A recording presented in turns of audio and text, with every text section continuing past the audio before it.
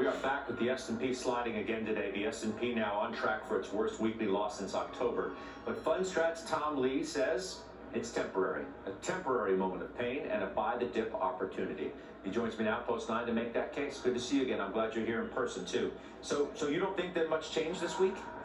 I think the narrative got muddled because that CPI report was a disappointment, but it was driven by what we call stubborn components: shelter, auto insurance. You know, the median core CPI component now has only 1.7% year-over-year inflation. I mean, inflation is normalizing. It's just not evident in the total picture. So the PCE in a couple of weeks is going to be more favorable, we think, than these latest inflation reads. And I know what everybody says about it being the Fed's favored measure on where inflation is. But are you entertaining the idea that this is not going to be as easy as you once thought it was going to be for this last mile, and therefore the market can't do what you once thought it could?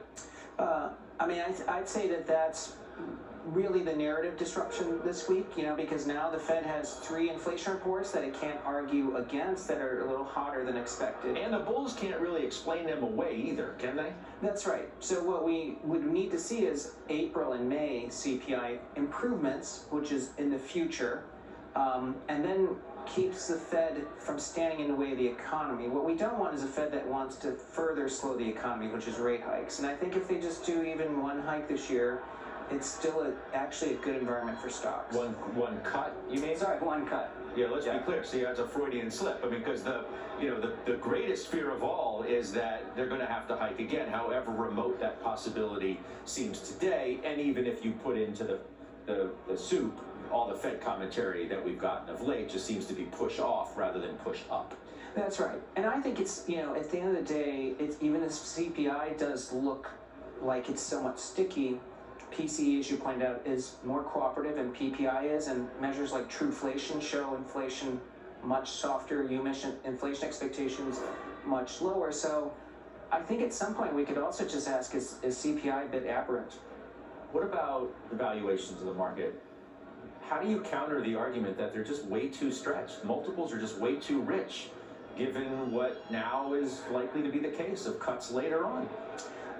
I think when someone looks at 20 years of history, that's the argument they'll make. If they look at 90 years of PE multiples versus interest rates, when the 10 years between 4 and 5%, which is a pretty big range, the median PE is 20 times.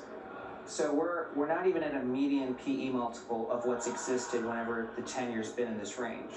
So, and then if you look at a median stock, it's actually at 16 times. I'd say that there's upside to earnings. I think multiples can expand. I don't think 5,200 is the ceiling for stocks this year. What feels like the right ceiling now? I know this is going to be tough for investors to embrace it, but I think something like 5,600, 5,700 is probably where the S&P exits the year. Maybe even higher. Much more backloaded into that than you once thought?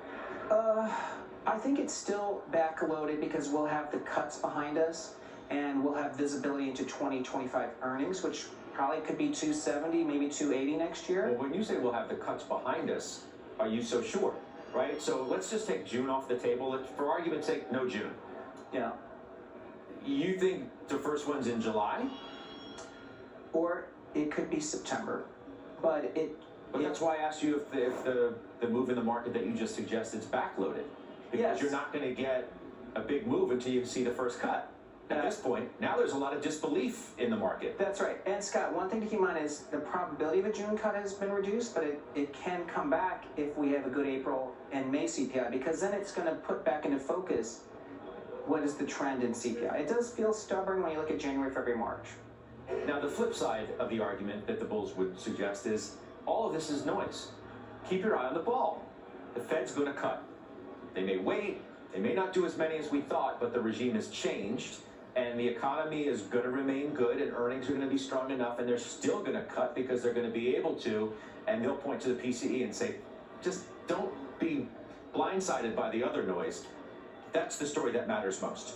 I'd say that that's a story that's going to, as the dust settles from this week, that's what's going to sort of push back into the front lines of people's minds, because it's totally different than 2022 and 2023. And we're in the middle of earnings season, and I think delivered earnings will be good. And interest rates, Look, it's not comfortable here at 4.5%, but the economy's handling it, and there's For now. For now, yes. So you made a call, I think, first on this program that small caps were going to rally 50%. Yes. It was several months ago. I can't imagine that you still believe that's going to happen now that rate cuts have been pushed out seemingly until the fall. Well, I think the viewers need to keep in mind that small caps almost rallied 20% in a month last year. So for them to rally 50% over the next 8 months, I think it's still very plausible, given that median earnings growth for small caps in the Russell 2000s, 19% versus 11% for the S&P, and the median PE is 10 times versus 16 times in the S&P. Oh, I know why they're cheap, but they're cheap for a reason, some would say. Sure, but then if we have corporate CEO confidence go up and so mergers start to happen, I think you're going to have a very, very quick adjustment in the price of small cap stocks. And again, okay, I'm sorry, finish your thought. oh, and there's $6 trillion in the sidelines as well. Okay, lastly and briefly, mega caps. Are you still as bullish as you have been? Yes, yeah, because I still think it makes sense to own what's working, and that's AI related and the Ozempic related names. But now on the margin, the ISM's turning up, so you want to own some industrials. And because of Fed cuts, I like small caps. All righty, we'll see. Tom Lee, thank you. Yeah, thanks. Fundstrat's Tom Lee here at Post 9. Up next,